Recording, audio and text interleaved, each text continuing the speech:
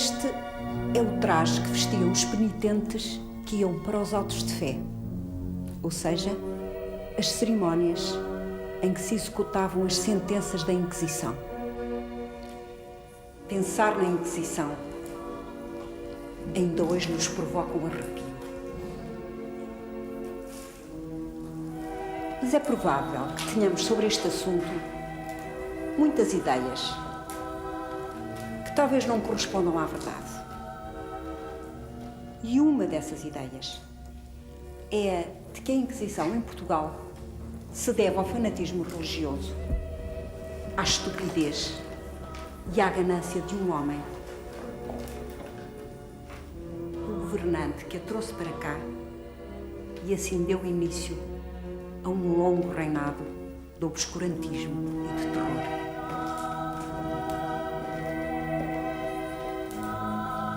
Pois bem, hoje vamos tentar julgar esse homem. Mas que tribunal é este? É o tribunal da história? É o tribunal da nossa consciência como povo? Essa resposta terá de ficar para o fim. Agora está tudo a postos. O juiz e os advogados estão nos seus lugares e o meirinho vai chamar o réu. Dom João, o terceiro desse nome, rei de Portugal e dos Algarves, de Aquém e de Alemar em África,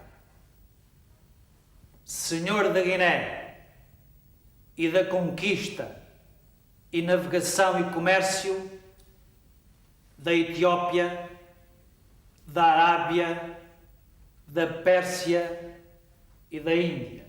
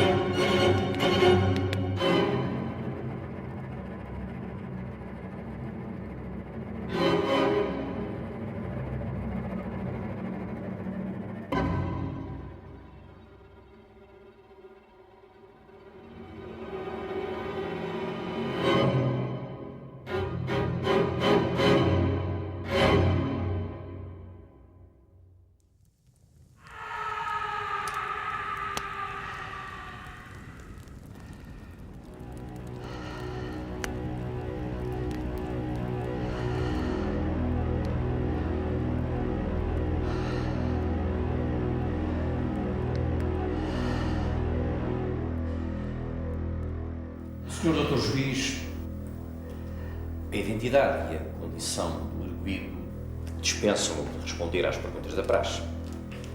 Aliás, o arguido delegou na defesa toda e qualquer intervenção.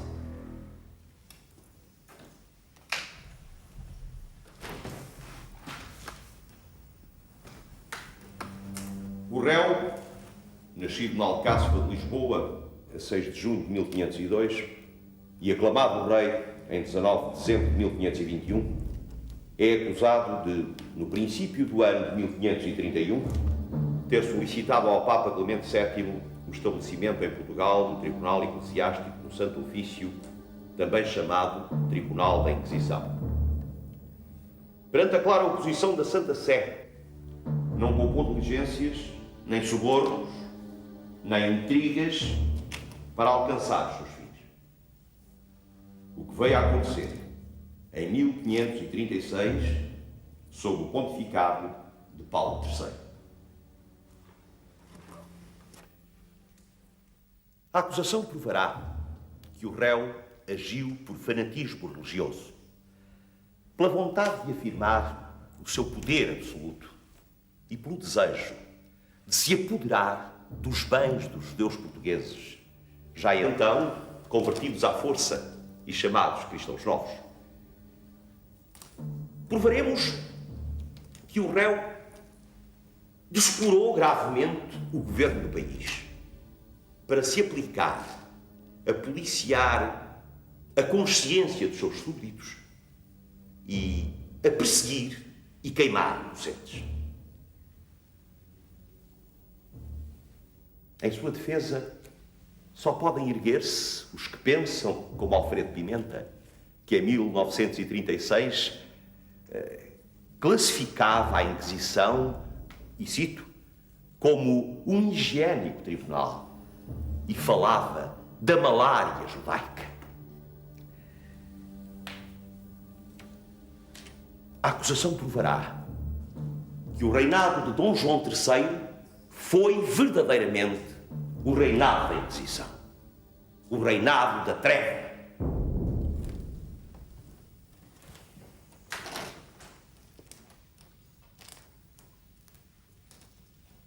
Senhor Dr. Juiz, a defesa de modo algum partilha as teses do Dr. Alfredo Pimenta.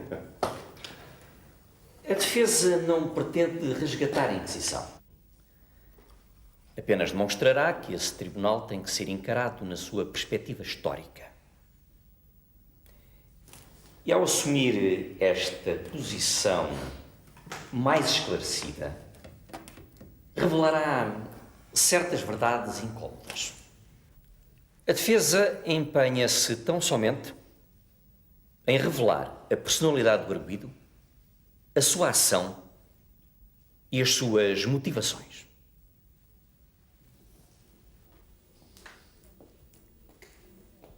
Portanto, a acusação adota a tese romântica dos liberais do século XIX que mandaram Dom João III para o inferno. É a posição de Alexandre Herculano e de Pinheiro Chagas e corresponde ainda hoje à ideia mais generalizada junto do grande público. Será que esta ideia é correta? Vamos ver. Vai ser chamada a primeira testemunha da acusação.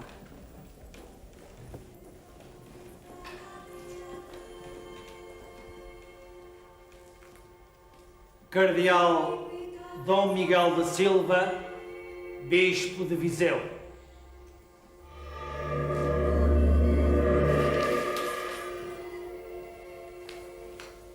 O senhor foi embaixador de Portugal em Roma, não é verdade? Pode descrever ao Tribunal as negociações havidas entre o réu e a Corte Pontifícia para o estabelecimento da Inquisição em Portugal?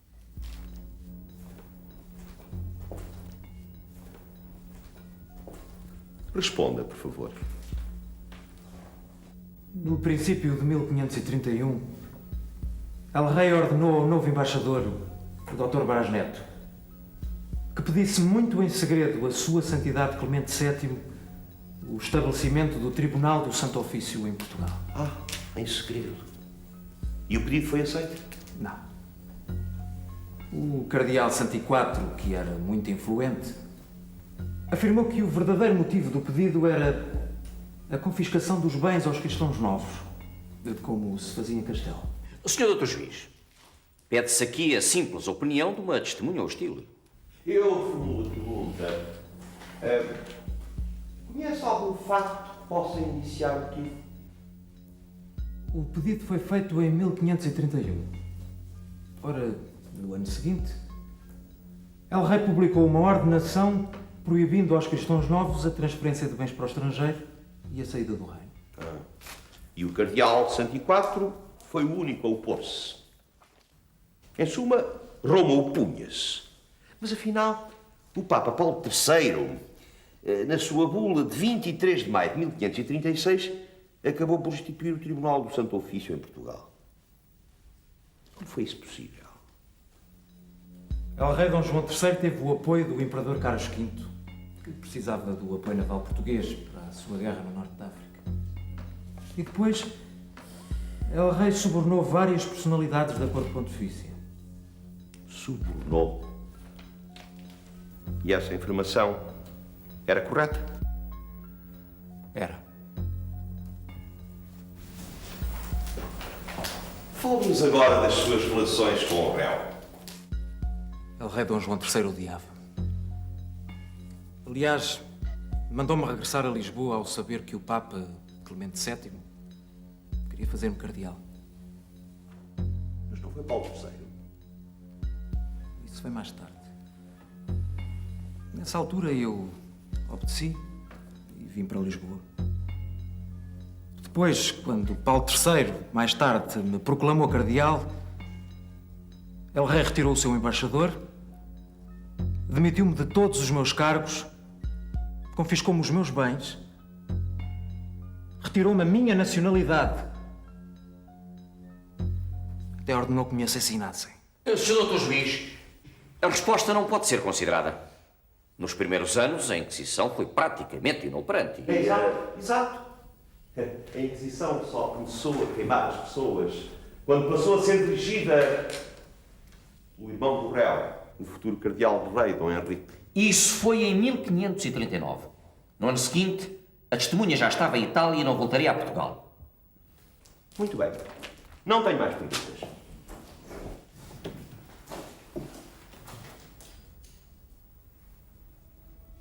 Foi só o arguido, Dom João III, que recorreu ao suborno.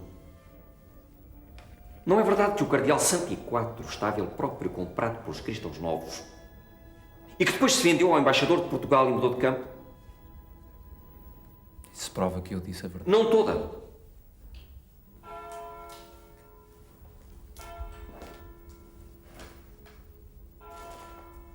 A verdade completa é que, na época, a corte pontifícia era um dos locais mais corruptos da terra.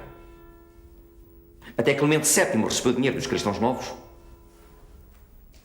Era assim naquela época. E isso deve ficar bem claro.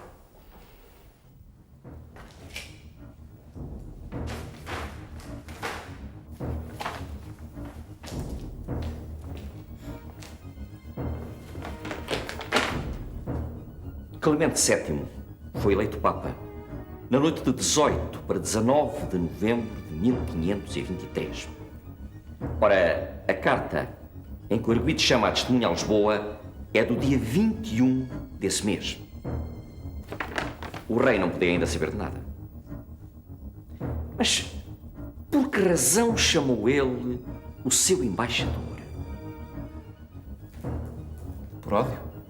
E talvez por... Porque o senhor tinha pedido a demissão do seu cargo com muita insistência. El Rei não me dava autoridade e eu... El Rei, sobretudo, exigia-lhe contas das suas despesas, coisa que Dom Manuel I nunca tinha feito. É ou não verdade? É.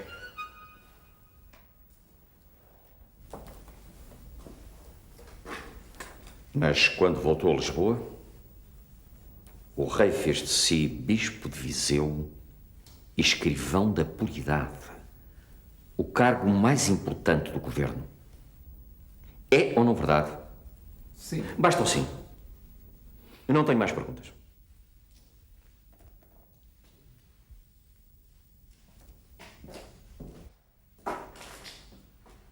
É tudo.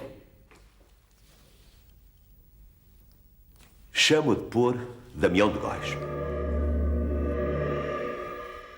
Damião de Góis.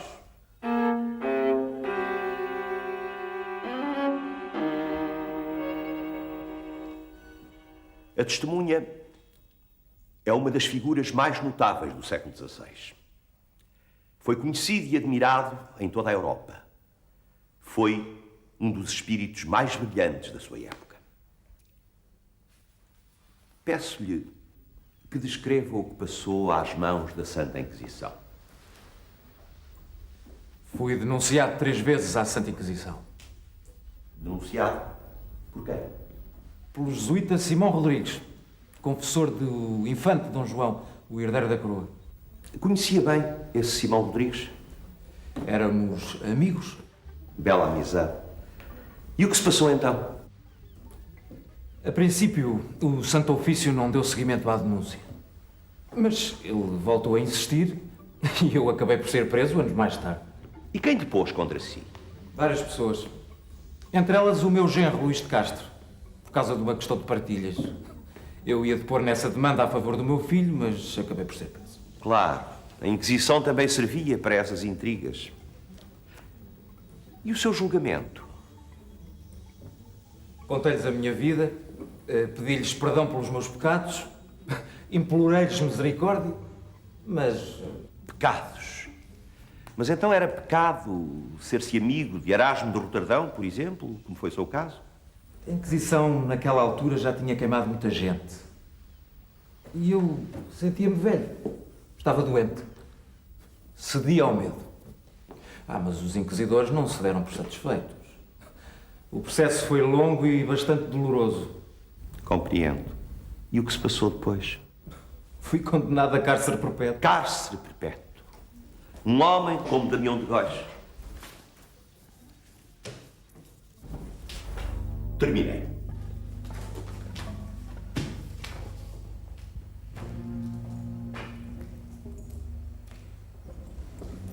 Não há dúvidas sobre a crueldade e a injustiça de que o senhor foi vítima às mãos da Inquisição. Mas, diga-me, em que ano foi denunciado pela primeira vez? 1545. E nada lhe sucedeu? É exato que 3 anos depois foi nomeado guarda-mor do arquivo da Torre do Tombo? É exato. E ocupava esse cargo quando ocorreu a segunda denúncia. O que sucedeu então? Nada. O Santo Ofício ignorou essa segunda denúncia. Mas à terceira vez a Inquisição atuou. Em que ano foi isso? 1571. Pode repetir, por favor? Foi em 1571. Em 1571. E o rei Dom João III tinha morrido 14 anos antes. Ou seja, em vida do arguido, as denúncias de Simão Rodrigues não foram consideradas e nem sequer impediram que o senhor fosse nomeado guarda-mor do arquivo da Torre do Tombo. Foi preciso que passassem 14 anos sobre a morte do rei e que o seu genro quisesse prejudicá-lo para a terceira denúncia de Simão Rodrigues ter resultado. Obrigado. Esta é, com certeza, uma testemunha contra a Inquisição, mas a favor do arguido. Eu não tenho mais perguntas. Um momento. A testemunha afirma que não tem razões de queixa contra o réu. De facto, a Inquisição tinha adquirido um enorme poder. Ainda sob o governo de Filipe IV de Espanha, o inquisidor de Goa tinha-se permitido fazer frente a 2 vice-reis, o conde da Vidigueira e o conde de Linhares.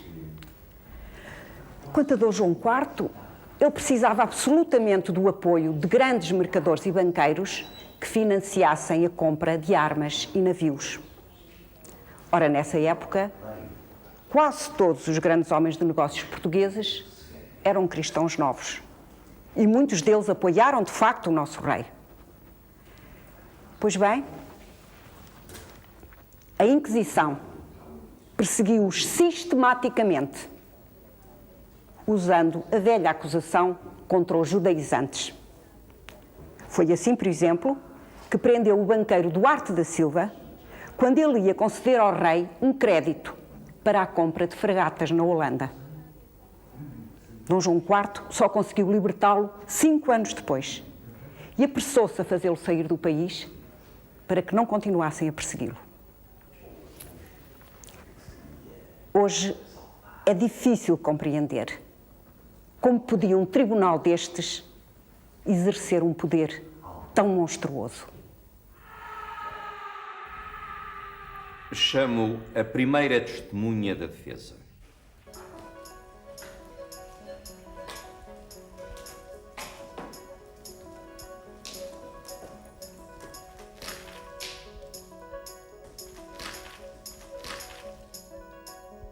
Mestre Gil Vicente. Senhor Dr. Juiz, eu peço licença para ler uma breve citação.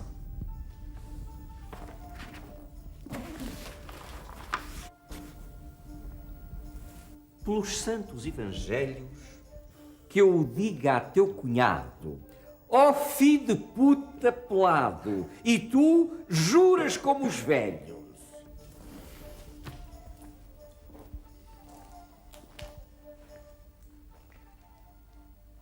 Escreveu isto. Escrevi, sim. Na Comédia de Rubena.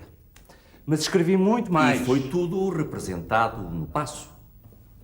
Esta citação, a obra foi escrita durante o reinado do Arguido. No próprio ano em que ele foi aclamado rei. Vamos recordar agora uma das suas melhores obras. O Alto da Barca do Inferno. Há nele várias personagens, e entre elas um fidalgo, um juiz, um procurador, um frade. Um frade com uma rapariga. E o senhor mandou-os a todos para o inferno. Aliás, no alto só se salvam um atrasado mental e 4 cavaleiros que combateram pela cristandade. E depois? Quero dizer que em toda a sua obra, escrita para a corte, o senhor faz uma crítica feroz a toda a sociedade portuguesa.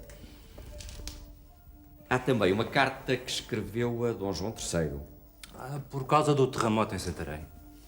Os frades andavam a agitar o povo dizendo que era um castigo de Deus trazido pelos pecados dos cristãos novos. Eu disse-lhes que os terremotos são coisas da natureza e que os judeus não deviam ser convertidos à força. Na minha carta contei tudo isto a El Rei. Até lhe disse: os frades de cá não me contentaram. Portanto, o senhor foi sempre uma pessoa incómoda.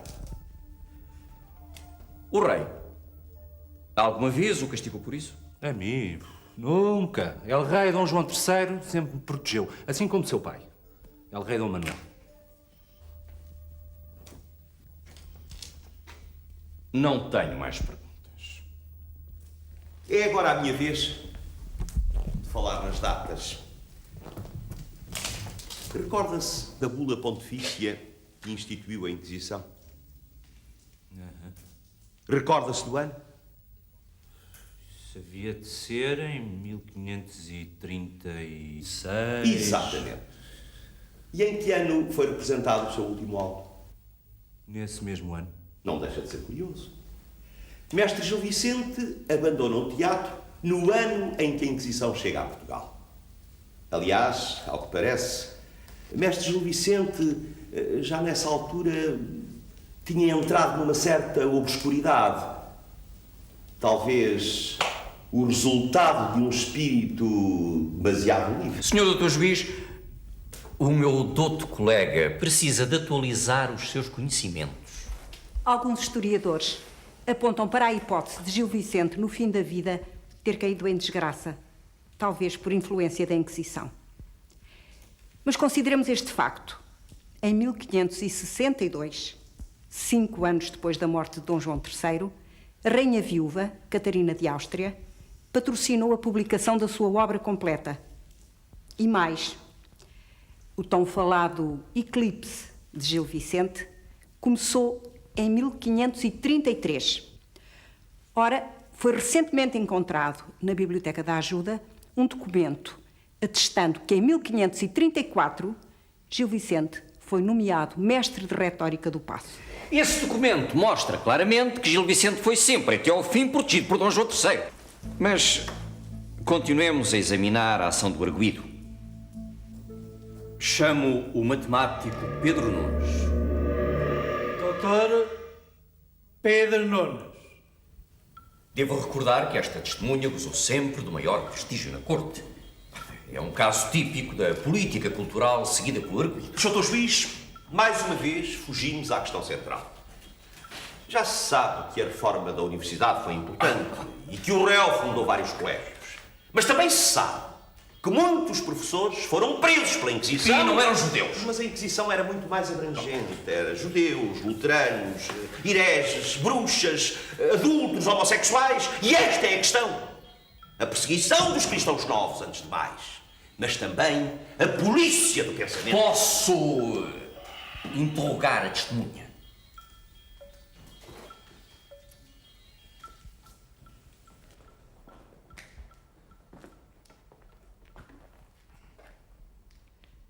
O senhor foi cosmógrafo-mor do reino, professor da universidade, primeiro em Lisboa, depois em Coimbra, e o arguido nomeou professor dos seus irmãos, os infantes Dom Luís e Dom Henrique.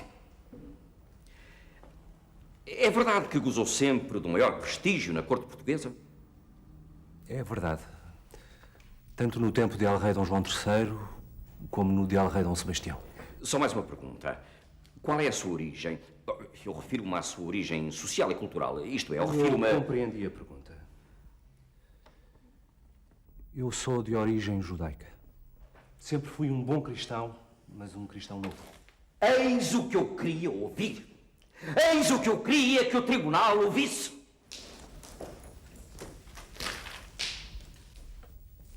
Só tenho uma pergunta. Sabemos que no âmbito da reforma da educação, o réu fundou em Coimbra, em 1548, o chamado Colégio das Artes. Ora, no ano seguinte, parece que a Inquisição mandou prender 3 dos seus professores. Diogo Teve, João da Costa, Jorge Buchanan. É exato? É exato. Eram suspeitos de... De qualquer coisa. Luteranismo, judaísmo. Qualquer acusação servia para perseguir e prender. Muito obrigado. São duas concepções diferentes da história. A história que adota à partida uma ideologia e uma moral definidas e a história que avalia figuras e acontecimentos à luz dos valores da época.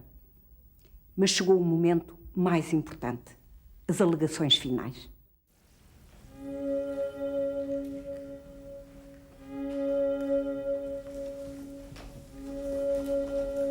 Senhor Doutor Juiz, fala-se muito da necessidade de julgar os factos e personagens históricas à luz dos valores da sua época.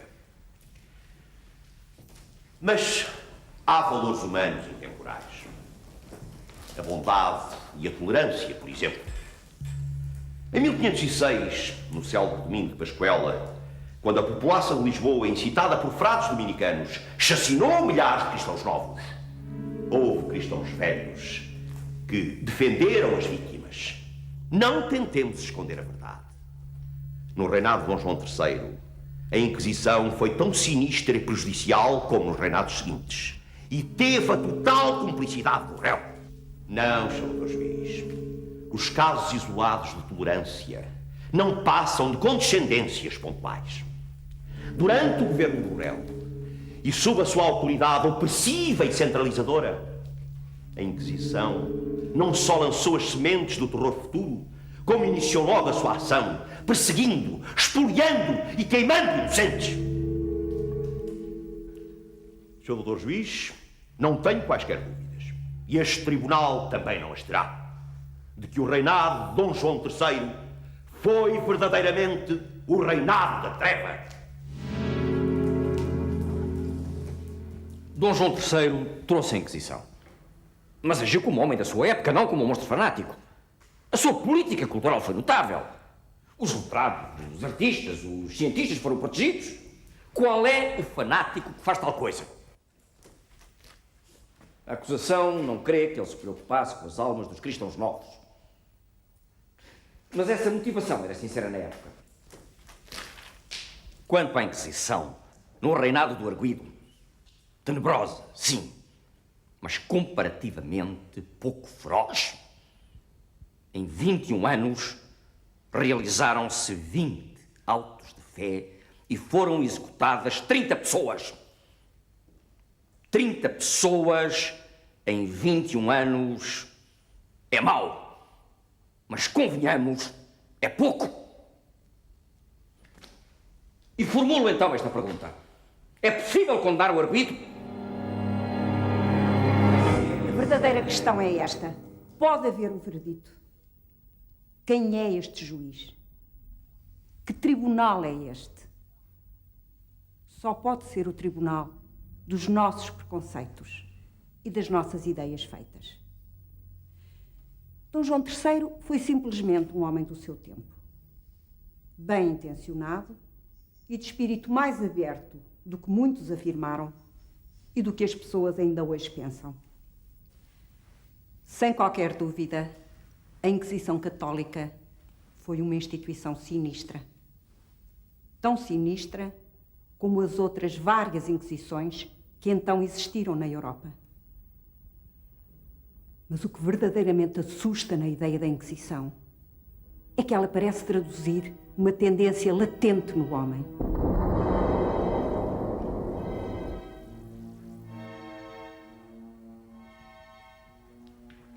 Não vimos nós essa tendência em ação em pleno século XX. Pior ainda, não a vemos nós agora, neste momento, com os fundamentalismos e com o renascer da xenofobia e do racismo. Não podemos lançar as culpas de hoje sobre a Inquisição do século XVI. Hoje, não temos nenhuma Santa Inquisição para nos servir de bode expiatório.